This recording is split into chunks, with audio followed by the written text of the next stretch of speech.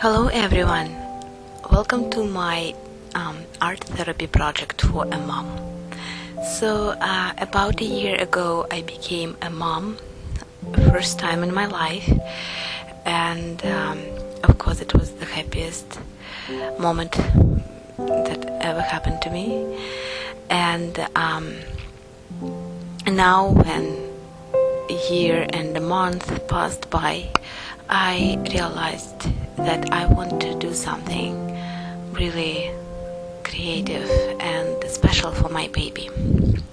So it is absolutely crazy outside right now with coronavirus and people getting sick and people dying and people losing jobs and so much stuff, and it's all negative, and we all experience fear, and we don't know how exactly to deal with things like that, because pandemic like that didn't really happen before to the same degree. I mean, it happened before, but I think that humanity had enough time to forget how to deal with things like that. So here we are, and I realized that I just do not want to be in the dark place. I want to get out from here, and I decided to start the project that I had in my mind for a while. You see, before I gave birth, I always wrote children's stories and illustrated them. And when I gave birth, of course, as every new parent, I didn't have time to do this. I had to come back to work very soon, and I had to take care of baby, and basically I didn't have any time for myself. Though I continued to do something creative in my mind and imagining things and dreaming of them, I just knew that I will find a moment somewhere in the future where I can finally do these things in real time. So let me tell you a little bit our story. So I was a very happy pregnant lady, and I never had any complications, so like hormones. Hormones didn't mess with my moods. It was all very positive for me. And then I didn't have very perfect labor. We all pregnant women, of course, dream and think of some like perfect environment, and how we want to do this. We plan it ahead, and then when you go through labor, you realize that nothing works exactly the way how you planned. So my labor didn't follow that plan at all, and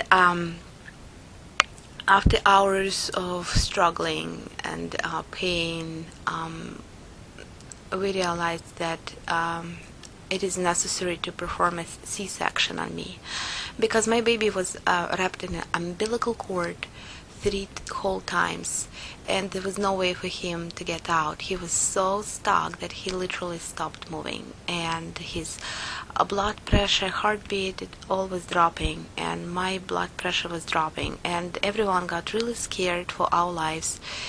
And finally they made this decision to perform a C-section, and 15 minutes later my baby was out, and I saw him, and it was the best moment I ever experienced in my whole entire life.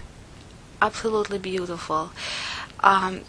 The emotion that I experienced was so strong that I wasn't even upset that I had to go through this operation, and it didn't work the way how I wanted, and now I have a scar and very difficult recovery.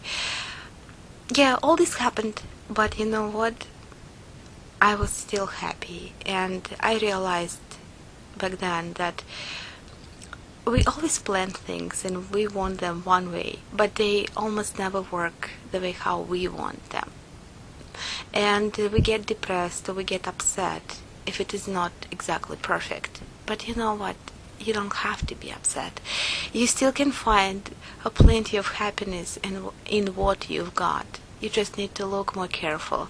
And sometimes we just, blind to this peace that we actually can experience. We are so busy to be upset and frustrated that we forget to enjoy life. And this experience in my life taught me that.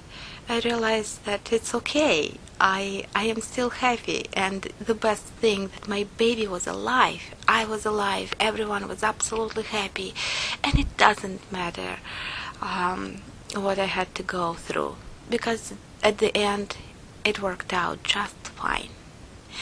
So I asked my husband if he wants to participate in this project, and he agreed, and we decided to write stories together. I write in Russian, so he helps me to put it in English, and we kind of brainstorming all different ideas.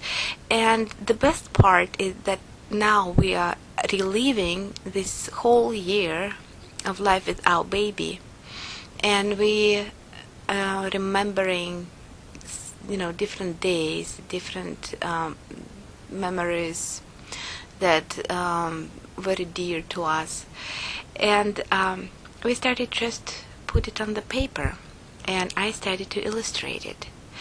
I love foxes. I always loved foxes, and one of the main characters I always used in my stories before I gave birth was Fox. And my baby's name is Christopher Kit, so we call him Kit because it means a baby fox.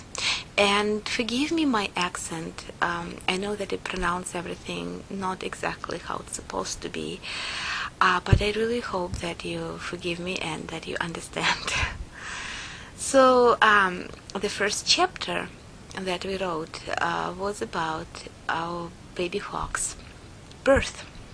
And of course you will see that struggle with umbilical cord was turned into the struggle with the snake who attacked little fox in his little den. Well, let me just read it for you, and hopefully you will enjoy it or have a good time. Who knows? I hope I can share this with you. Alright, the birth of little fox. It was an unusually bright and sunny March morning when Mama Fox felt the time had finally come. With her swollen belly, she carefully crawled into the den to nest and get ready to meet her new baby.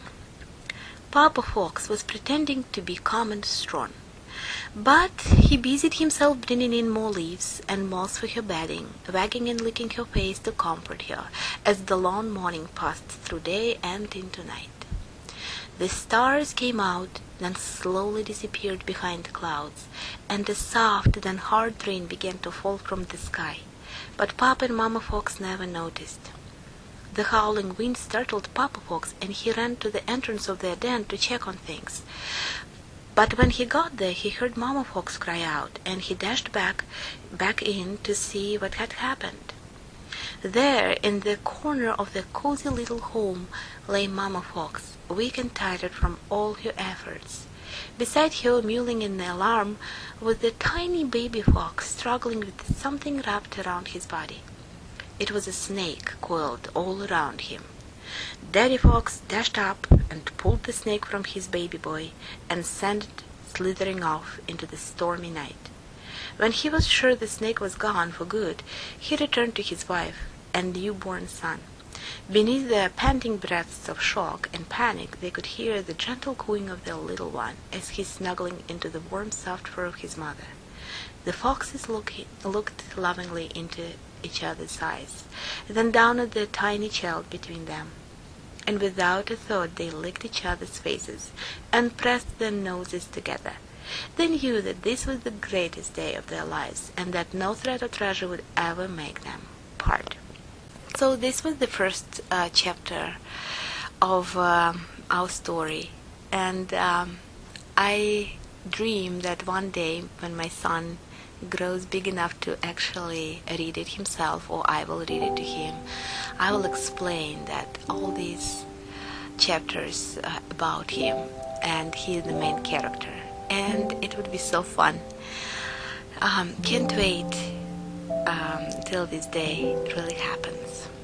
I hope you all stay healthy and keep your spirit up, and I wish you lots of love, and thank you for listening and watching this silly video.